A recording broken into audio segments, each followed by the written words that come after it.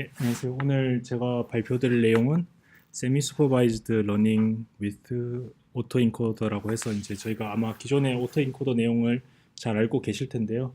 거기서 이제 Semi Supervised Learning이 어떻게 응용되는지 한번 한 논문 2개 정도 같이 살펴보려고 준비해 봤고요. 일단 처음에 제가 이 공부를 시작했을 때 사실 Variational Autoencoder부터 시작을 했었어요. 근데 그 자료를 보니까 그 작년 7월쯤에 그 박준영님께서 먼저 베리에이션 오토 인코더에 대해서 발표를 하셨더라고요. 제가 그때는 그 발표를 못 들었었는데 아마 그때 설명을 잘 해주셨을 것 같은데 그래도 이제 그 베리에이션 오토 인코더에 나오는 기본 개념들을 바탕으로 논문들이 계속 진행되기 때문에 간단하게 잘 알들 아시겠지만 간단하게 좀 기본 개념들을 조금 짚고 넘어가도록 할게요. 그래서 이제 베리에이션 오토인코더에서는 저희가 이제 그 X라는 어떠한 그 인풋을 혹은 아웃풋, 인풋과 아웃풋이 동일하게 사용되는데 아웃풋을 생성해내기 위해서 그 Z라는 그 레턴트 스페이스를 그 활용하게 되는데요. 그런데 이제 Z 그 공간에서 X를 잘 만들어내기 위해서 Z에다가 X의 핵심 혹은 필수적인 그 정보들을 함축하게 됩니다. 그런데 그 함축하는 방법으로 이제 오토 인코더와 동일한 구조를 사용하게 되는데요. 여기서 이제 잠시만요. 보시는 것과 같이 이제 X의 하이 디멘전에서 X보다 낮은 로우 디멘전으로 이제 디멘전 리덕션을 해가지고 X의 정보들을 Z 공간에 담게 되고 그렇게 담게 된 Z에서 X를 다시 리컨스트럭션 하는 방법으로 이제 진행이 되게 되는데요. 그래서 이제 여기서 보시는 공식을 보시게 되면은 그 q파이와 그 p 세타 이제 두 함수가 나타나게 되는데 여기서 이제 q파이가 이제 p 세타가 그 저희가 이제 알고자 하는 x를 컨디션으로 했을 때 z의 실제 분포가 확률 분포가 되겠습니다. 그런데 이제 이 확률 분포를 저희가 정확하게 뭔지 알 수 없기 때문에 저희가 이제 q 세타라고 해서 이제 저희가 기존에 알고 있던 정규 분포 혹은 유니폼 바이노미아 이런 분포들을 가지고 근사시키게 되고 그 근사하는 방법으로 각 분포에 쓰여지는 파라미터들을 저희가 찾아내게 됩니다. 그래서 이제 그러한 파라미터를 찾아내는 과정을 이제 베리에이션 오토 엔코더에서 잘 소개를 해주고 있고요.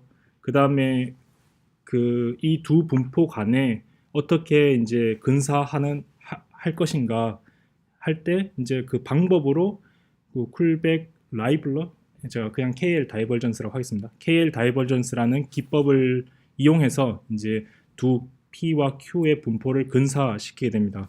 이제 간단하게 공식을 보시면 복잡해 보이지만 이제 간단하게 개념적으로 다가가게 되면은 우리가 관심 있어 하는 P와 Q 두 분포가 있고 이 두 분포가 얼마나 근사한가를 측정하기 위해서 엔트로피의 그 기대값을 계산하게 돼요. 그래서 이제 쉽게 말씀드려서 두 분포가 완벽하게 일치할 때 KL 다이버전스의 값이 0이 되게 되고요. 이제 조금 이제 상이해질수록 값이 커지게 됩니다. 그래서 이제 베리에이션 오토 인코더도 그렇고 다른 곳에서도 최종적인 목적은 우리가 P와 Q가 일치하는 것을 원하고 그러면은 KL 다이버전스의 값을 최소화하는 방향으로 이제 모든 코스트 펑션들이 정의되게 됩니다.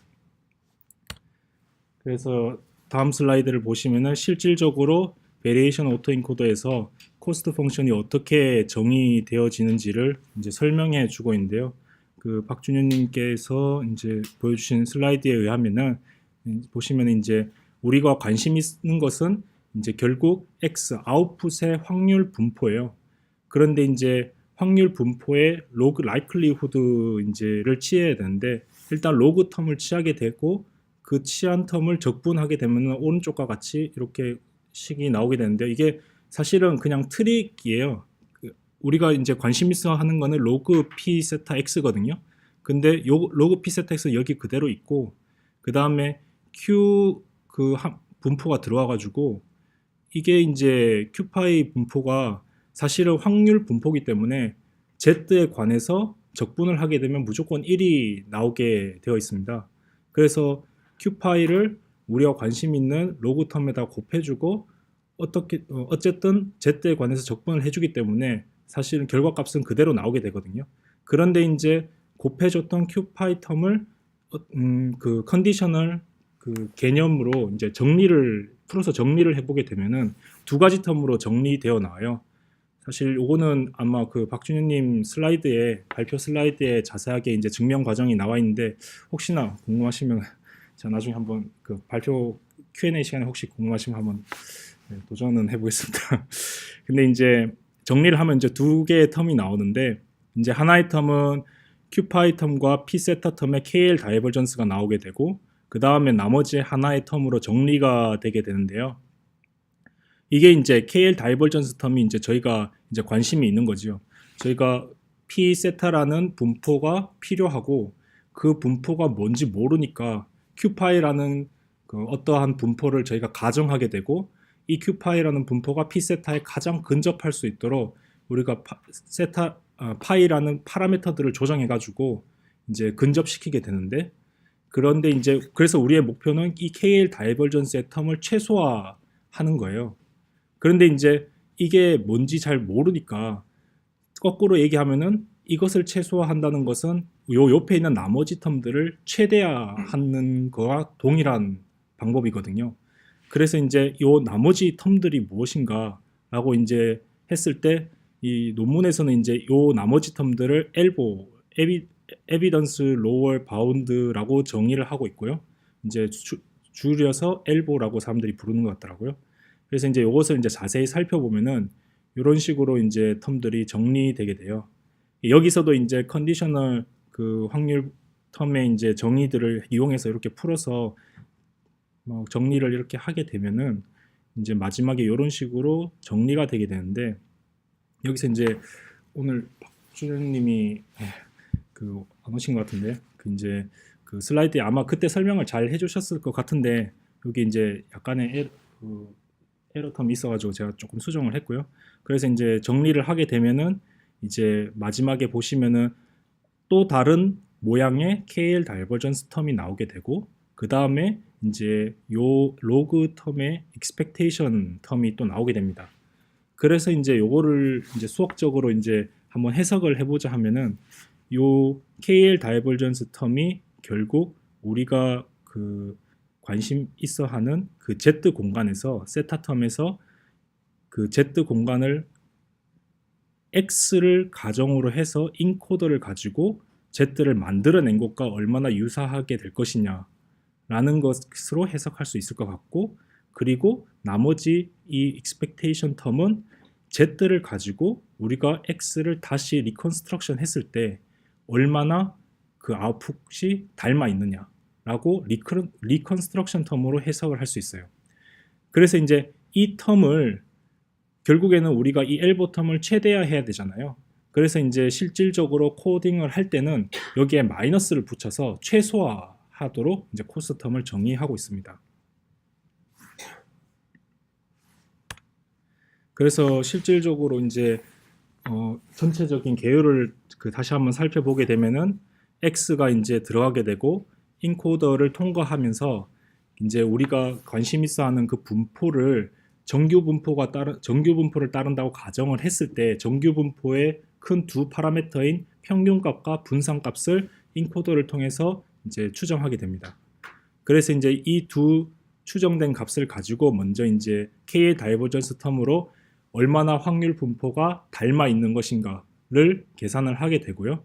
그 다음에 다시 이 추정된 분포에서부터 추정된 그 레턴트 Z 공간에서부터 다시 디코딩을 시켜가지고 X가 다시 FZ가 나왔을 때 이것이 처음의 X와 얼마나 유사한가를 리컨스트럭션 에러로 여기 보이시는 expectation 텀으로 해석을 해볼 수 있습니다. 그리고 여기서 이제 사실은 이제 그 분포를 추정을 하게 될 때 평균과 그 분산이 그 랜덤하게 나와야 되거든요. 근데 이제 랜덤하게 어떻게 하면 그 랜덤하게 나오는 것을 잘 표현을 할 것인가 라고 했을 때 이제 그 리파라메터라이제이션 트릭이라고 해서 이렇게 실질적으로 코딩에서는 이 뮤와 시그마를 추정을 하게 되고, 거기에 에러텀을, 여기 에러텀을 이제 랜덤으로 0과 1, 그 평균과 분산이 0과 1을 따르는 그 정규 분포에서 랜덤하게 에러텀을 가지고 와가지고 Z에 랜덤을 시켜주게 됩니다. 예, 여기까지가 이제 그 베리에이션 그 오토인코더에서 이제 박준현님께서 발표해주신 자료에서 요약된 부분이고요. 그러면 이제 오늘 제가 이제 말씀드릴 내용은 이제 여기서 한 단계 더 추가가 돼서, 과연 우리가 여기서 레이블 정보를 알고리즘에 던져줬을 때 그러면 어떻게 변할 것인가에 대해서 한번 논의를 해보자 하건데, 일단 저희가 얘기하고자 하는 게 세미 슈퍼바이즈드 러닝이잖아요. 그러면은 그 말에서 짐작을 할 수 있듯이 슈퍼바이즈드와 언슈퍼바이즈가 반반 섞여 있다라고 추측을 할 수 있는데요.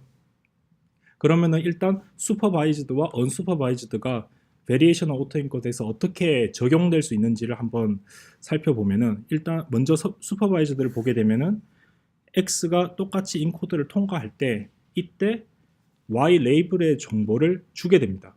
사실 기존의 베리에이션 오토인코더에서는 레이블 정보마저 저희가 추측을 하게 되어 있거든요. 그런데 이제 그 여기서 들어가는 X의 정보가 이미 레이블 정보를 주게 돼요.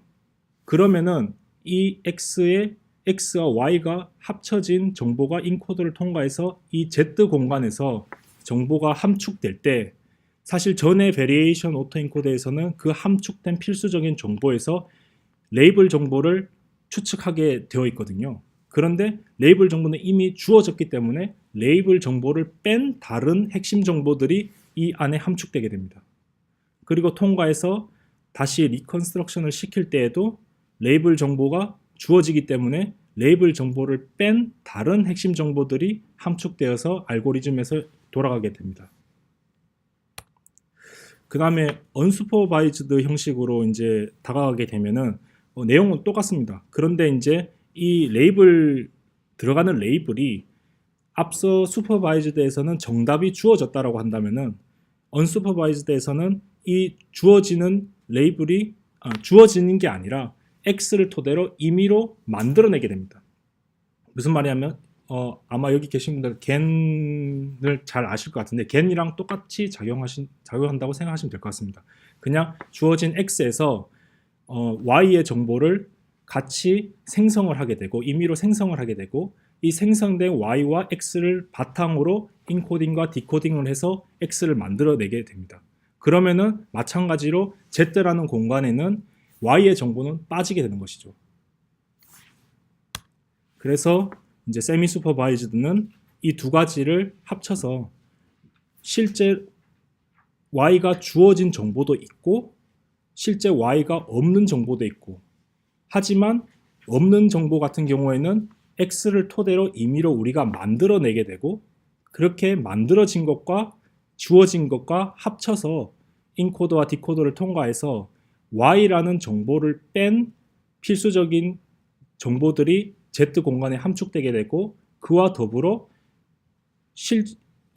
그라운드 트루인 Y와 우리가 임의로 생성해낸 Y를 비교함으로써 우리가 임의로 생성해낸 Y 해시 Y가 닮아질 수 있도록 이것마저 교육시키는 것이 이제 컨디셔널 베리에이션 오커 인코드라고, 이제 킹마 세미 슈퍼바이즈드 러닝 with deep generative 모델 요 논문에서 이제 소개를 하고 있어요. 이 논문에서는 요 지금 모델 그림이 이제 M2 모델로 이제 소개가 되고 있고요. 그래서 이제 아까 전에 저희가 봤던 그 코스트 텀을 보시게 되면 이 맨 위에 있는 줄에 있는 것이 기존의 베리에이티브 오토인코더에서 나오는 그 에러 텀이 코스트 펑션 텀이 됩니다. 하지만 이제 컨디셔널 베리에이션 오토인코더가 되게 되면은 우리가 Y 정보에 대해서, 레이블 정보에 대해서 또 추가가 되잖아요. 그래서 이제 그러한 내용들이 코스트 펑션에 적용이 되는데요. 그래서 이제 거의 비슷해요. 근데 이제 Y가 추가됐다는 것 뿐이거든요.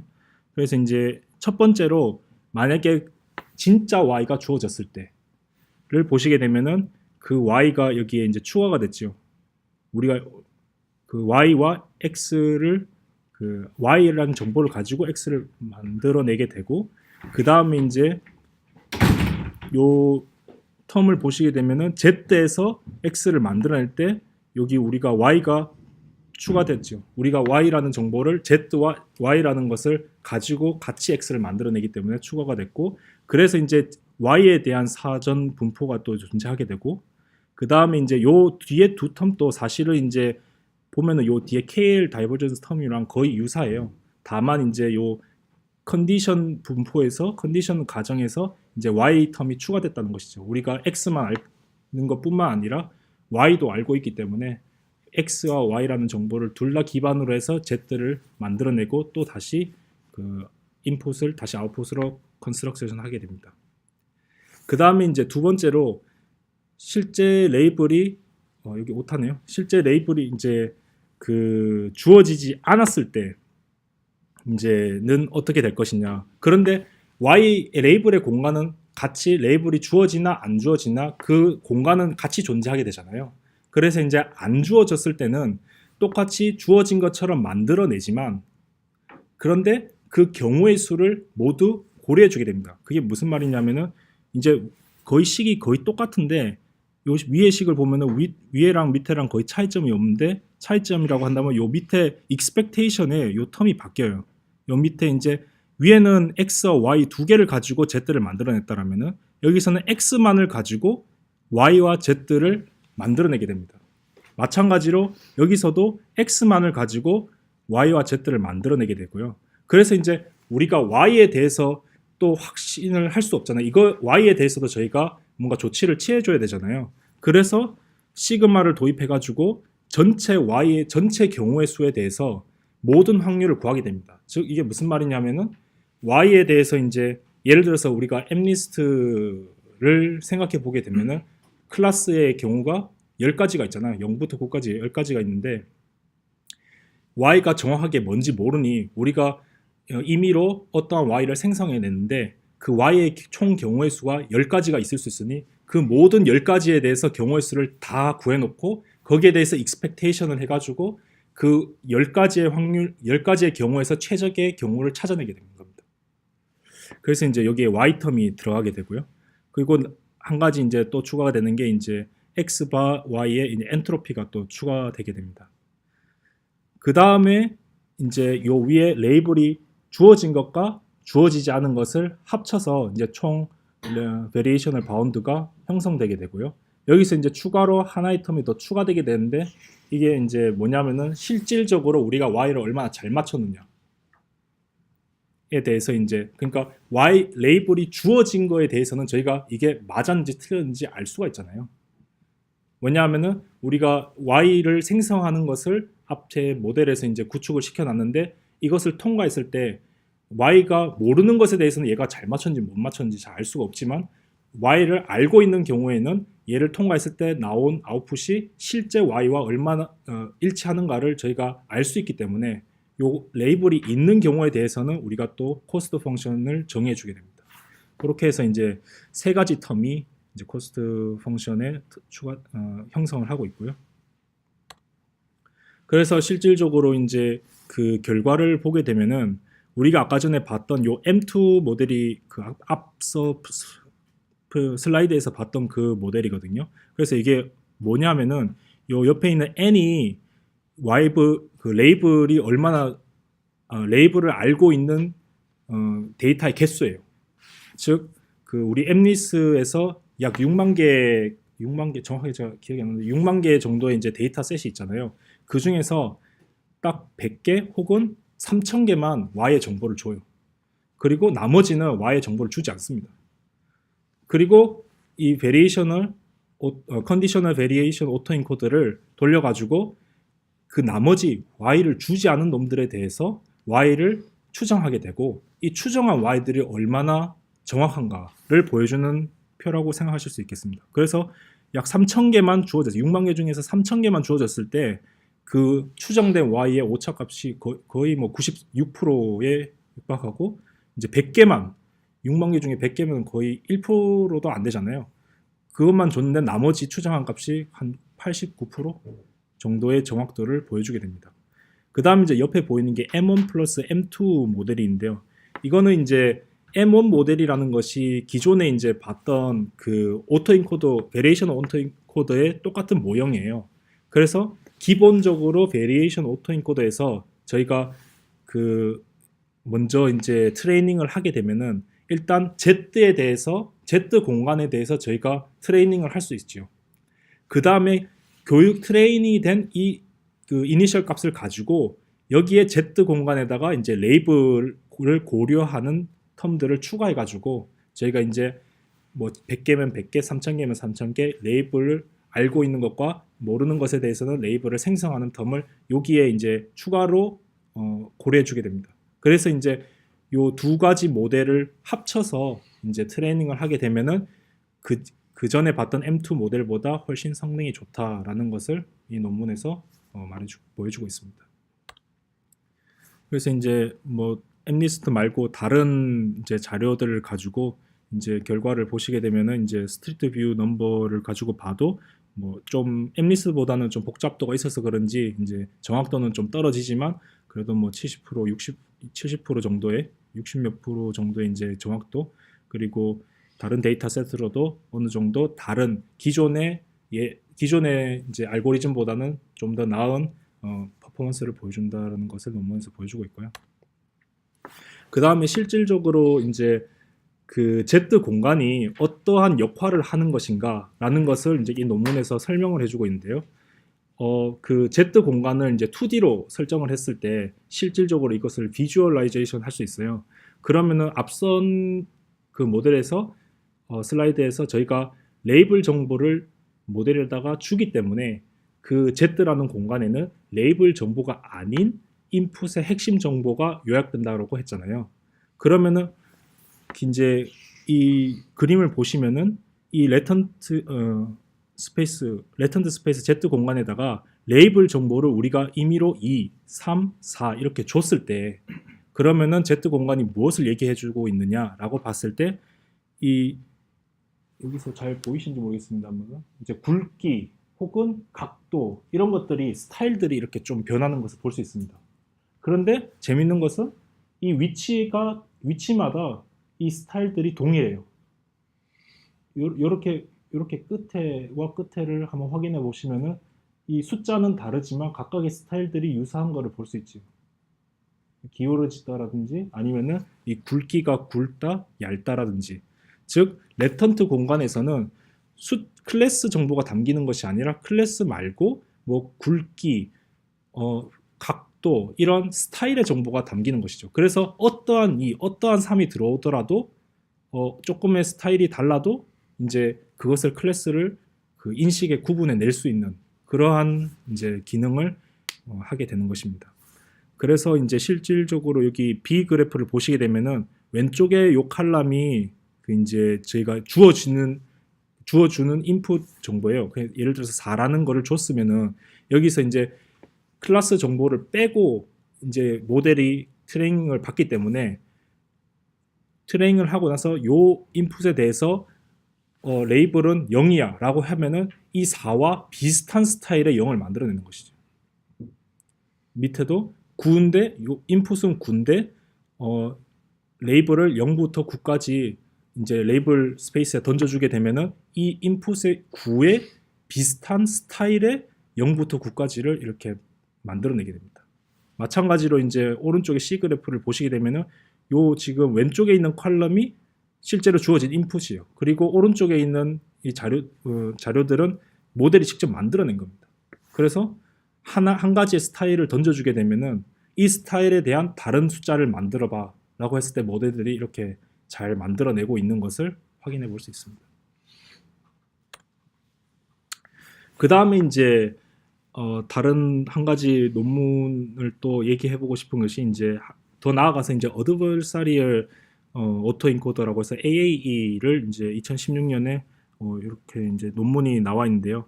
요거는 이제 기존의 그 저희 베리에이션 오토인코더 요거 이제 기존의 베리에이션 오토인코더의 그 개요도인데 여기서 우리가 필수적으로 필요했던 이러한 Z 공간의 분포가 뮤와 시그마를 저희가 추정하게 되는데 이 부분을 삭제하고 이 부분을 그냥 그 겐 구조를 이용해서 그냥 임의의 아티피셜한 디스트리뷰션을 저희가 생성해내게 됩니다. 즉 무슨 말이냐면은 기존에는 우리가 그 레턴트 스페이스에 그 분포를 기존에 알고 있던 정규 분포 혹은 바이노미얼 분포 이러한 분포들의 파라미터를 조정해가지고 거기에 끼워 맞췄더라면 지금은 이제 그냥 그 분포마저도 우리가 그냥 만들어내겠다 이런 개념인 것 같아요. 그래서 이제 요 그림을 보시게 되면은 똑같습니다. 인풋이 들어가게 되고 여기가 인코더를 부분을 통과하게 됩니다. 그리고 여기 이제 Z 공간이 만들어지지요. 그리고 이 Z 공간을 가지고 그대로 디코딩을 하게 되면은 기존에 우리가 봐왔던 것처럼 인풋이 아웃풋으로 그대로 나오게 돼요. 그런데 여기서 이제 Z 임의의 그 레턴트 스페이스를 우리가 임의적으로 하나의 어떠한 분포를 만들어서 이 Z와 임의의 분포와 비교하게 되고 이 부분을 그 겐에서 디스크리미네이터 구조를 이용해 가지고 이것이 참이고 이 Z 공간이 이 참인 분포를 따라가게끔 그렇게 이제 트레이닝을 시키게 됩니다. 그러면은 이제 어떻게 되느냐 하면은 이제 왼쪽 그림이 어드버사리 오토인코더로 트레이닝이 된 부분이고 오른쪽이 베리에이션 오토인코더거든요. 그래서 이제 또 AC 같은 경우에는 똑같아요. 어떠한 그 이제 정규 분포로 0을 기준으로 해서 일정의 베리에이션을 가지고 그 안에서 레턴트 스페이스를 구성해 봐라고 트레이닝을 시킨 결과거든요. 그래서 베리에이션을 오토인코더 같은 경우에는 이제 똑같이 요 바운더리 이 공간 안에서 이제 클래스를 이렇게 그 형성하게 됩니다. 그런데 이제 어드버사리얼 오토인코더 같은 경우에는 똑같은 조건에서 좀 더 선명하게 베리에이션 오토인코더보다 좀 더 선명하게 콤팩트 있게 이제 형성을 하고 있죠. 그 다음에 이제 B와 D 같은 경우는 좀 더 아티피셜하게 10가지의 정규 분포를 인위적으로 위치시켜서 그러니까 요 가지 하나하나가 정규 분포라고 생각하시면 됩니다. 이것을 이제 10가지 방향으로 이제 뭐 평균과 그 평균값을 이제 이동시켜 가지고 이렇게 인위적으로 만들어냈고 이 만들어진 인위적인 공간 내에서 한번 Z를 형성해봐라고 했을 때 똑같이 베리에이션 오토인코더와 어드버사리 오토인코더로 트레이닝이 가능하지만 어드버사리 오토인코더가 좀 더 선명한 퍼포먼스를 보여주는 것을 확인해 볼 수 있습니다. 그리고 오른쪽에 있는 것은 이제 실질적으로 이제 이렇게 형성되어 있는 Z 레턴트 스페이스 공간이 무엇을 의미하는가라는 것을 이제 비주얼라이저 시각화 시켜주고 있는데요. 이제 이게 아마 A를 이제 그린 것 같아요. 그래서 이제 보시면은 이제 0이 파란색이잖아요. 파란색이 왼쪽 요 모서리에 형성이 되고 있는데 왼쪽 모서리가 0이지요. 이런 식으로 0부터 9까지의 클래스들이 이 레턴트 스페이스 공간에 이렇게 형성되고 있음을 확인할 수 있습니다. 즉 이게 무슨 말인가 하면은 우리가 레턴트 스페이스에서 요 좌표를 던져주게 되면 2차원 공간에서 요 좌표를 던져주게 되면은 디코더가 0을 만들어내는 거죠. 요 스타일의 0을 만들어내는 겁니다. 그런데 이제 요거는 이제 그 컨디셔널한 정보가 없을 때고요. 무슨 말이냐 하면은 그냥 X를 집어넣어서 X를 아웃풋으로 만들었을 때 그때 형성되는 Z 공간이에요. 그러면은 사실 클래스 정보가 핵심 정보 중에 하나가 되잖아요. 그래서 이제 레턴트 스페이스의 클래스 정보가 이제 이렇게 클래스 정보에 따라서 어떠한 모양을 형성하게 되는데 여기서 이제 만약에 앞서 컨디셔널 베리에이션 오토인코더처럼 레이블 정보를 주게 되면은 모델에서는 레이블 정보를 뺀 다른 핵심 정보들이 이제 레턴트 스페이스 공간에 형성되게 됩니다. 이제 그 레이블 정보를 주는 방식은 두 가지, 여기서 이제 제가 두 가지를 소개해 드리려고 하는데요. 먼저 첫 번째는 아까 전에 본 그 레턴트 스페이스 겐 구조의 그 디스크리미네이터 공간에서 레턴트 정보를 주게 됩니다. 그러면은 요 보시는 것처럼 여기에 이제 요 칸이 레이블 정보라고 보시면 됩니다. 원합 그 벡터를 시각화시킨 것 같은데요. 그래서 이제 디스크리미네이터에 레이블 정보를 주게 되면은 이제 그 분포에서 레이블 정보를 뺀 다른 이제 정보들이 함축되게 되는데, 이제 요 결과를 보시게 되면은 아까 전에는 그냥 이러한 가지 모양의 요 모양에다가 그냥 레턴트 스페이스를 형성해 봐라고 해서 그냥 그 공간 안에서 이렇게 무작위로 이렇게 형성이 됐다라고 한다라면은, 여기서는 이제 레이블 정보에 따라서 어떠한 가지에 형성을 할지 결정을 하게 되고 그 가지에만 모이게 되는 것이죠. 그래서 이제 B 이 세 가지 그래프를 보시게 되면은 아까 전이랑 다르게 아마 요것이 이제 요 가지마다 이제 회전됐을 뿐이지 다 하나의 정규 분포거든요. 그래서 이제 정규 분포의 순서대로 어떠한 규칙에 따라서 순서대로, 예를 들어서 왼쪽 위에서부터 아래로 갔다라면은 요 회색에서는 아래 위에서 아래로 가게끔 그렇게 각 가지별로 순서대로 나열을 했을 때, 지금 그 0부터 2까지 오른쪽에서 왼쪽 혹은 위에서 아래로 갈수록 이 스타일들이 아마 동일하게 나오는 것을 확인할 수 있습니다. 뭐 여기 보시면은 요 모서리 부분에는 이렇게 좀 누워 있고, 여기도 누워 있고, 여기도 누워 있듯이 같은 정보에서 같은 공간에선 좌표에서는 같은 스타일의, 클래스는 다르지만 같은 스타일의 이제 아웃풋을 내는 것을 확인해 볼 수 있고요. 마찬가지로 이제 C 그래프를 보시려면 이게 이제 스위스 롤이라고 하는 것 같더라고요. 그래서 이제 전혀 완전 아티피셜한 그 디스트리뷰션을 사용자가 임의로 정의를 해주고 이 디스트리뷰션 안에서 한번 그 레턴트 공간을 형성해 봐라고 해서 이제 나온 결과를 보시게 되면은, 요게 이제 0부터 이렇게 출발해서 1, 2, 3, 3, 4 이렇게 가잖아요. 이게 이제 아마 여기서부터 시작해가지고 이렇게 뺑뺑뺑 돌아가게끔 아마 그 좌표를 줬을 거예요. 그래서 레턴트 공간에 이 그래프를 연속적으로 따라가게끔 좌표를 주고 이것들이 서서히 어떻게 변해가는지를 이제 보여주고 있는 표 같은데요. 그래서 이제 0에서 시작해가지고 점점 스타일이 변하다가 1로 넘어갈 때는 0에서 1이 막 서서히 비슷해졌다가 갑자기 1로 변하고, 그리고 이 변해지는 숫자가 하나에서 다른 것으로 변할 때 이제 변이 과정을 또 확인해 볼 수 있는 것 같습니다.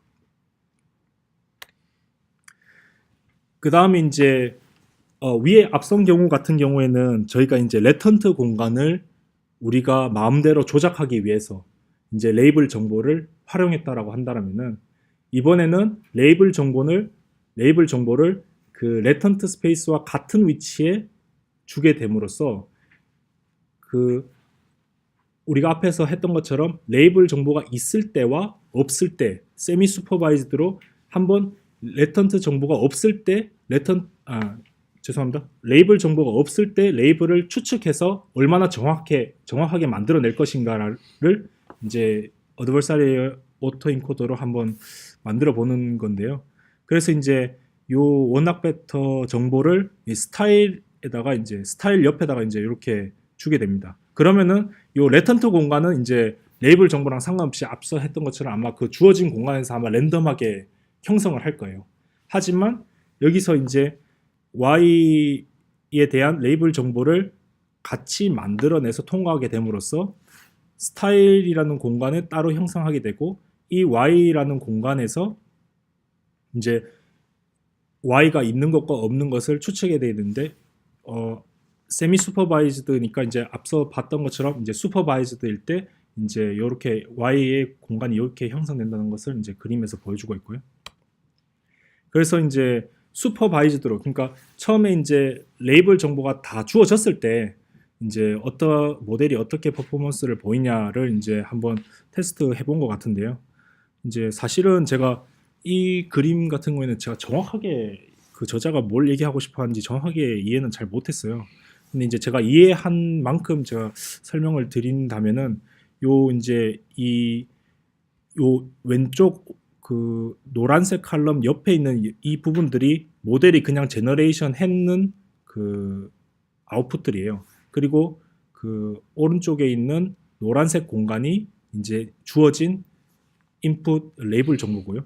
그래서 이제 그 보게 되면은 이제 그 요것들이 요 제너레이션 된 요 아웃풋과 그 유클리안 디스턴스로 가장 가까운 그 트레이닝 데이터가 무엇인가라고 했을 때 이제 주어진 게 오른쪽이거든요.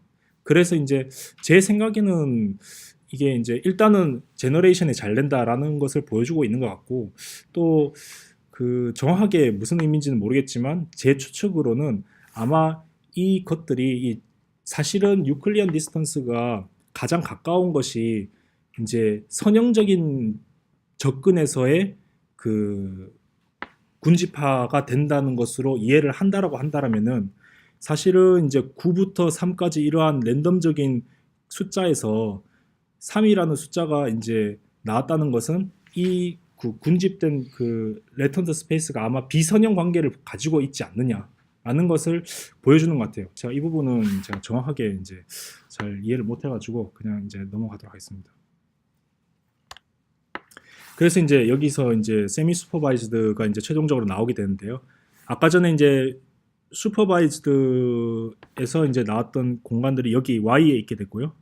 이제 Y가 실제로 추루값일 수도 있고, 우리가 이제 추루값이 없는 것 같은 경우에는 임의로 생성을 하게 되잖아요.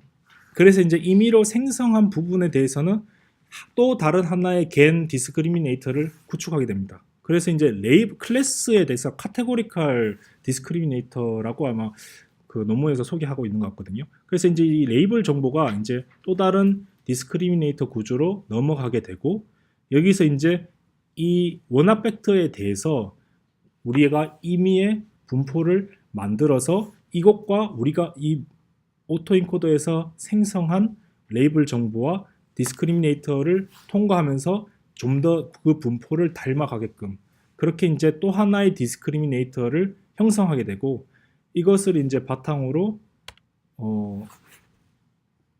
이제 아웃풋을 보게 되면은 실제로 이제 앞에서 소개한 이제 베리에이션 오토인코더보다 더 퍼포먼스를 잘 보여준다고 이제 하고 있습니다. 아까 전 같은 경우에는 아마 뭐 95%, 6%였던 것 같은데, 지금 보면은 오류가 이제 1.9%밖에 안 되지. 이게 이제 엠리스트에서 레이블 정보를 100개밖에 안 줬는데, 나머지 이제 아마 59,900개가 이지 않을까 싶은데, 이제 거기에 대해서는 이제 정확도를 뭐 1.9%까지, 오차율을 1.9%까지 했다라고 설명해 주고 있는데요. 사실 오늘 뭐 발표 주제가 이제 세미 슈퍼바이즈드이기도 했고, 사실 이 논문에서는 요거보다 조금 더 많은 연구가 그 논문에서 소개되고 있어요. 뭐 클러스터링이라든지 다른 것들이 이제 좀 더 뒤에 나오게 되게 되는데, 사실은 제가 그걸 설명을 드리려고 하다가 그 좀 약간 소심해졌던 게, 그 제가 이 부분들을 사실은 그 한번 코딩을 다 해보려고 했거든요. 그래서 했는데 제가 아무리 해도 한 3주 동안 열심히 했는데 퍼포먼스가 한 70%, 80%밖에 안 나오더라고요. 그래서 아마 이론적으로 제가 열심히 설명을 드렸는데 아마 조금 제가 놓치고 있는 부분이 있을 것 같기도 하고, 아마 제가 뭐가 잘못됐는지 정확하게 아직 그 발견을 못 해가지고 더 설명을 드리면 아마 잘못된 걸 자꾸 전달해 드릴 수 있을 것 같다는 느낌이 들어서 아마 여기서 좀 끊으려고 하고요. 오늘 발표는 여기까지입니다. 혹시 질문 있으시면 네.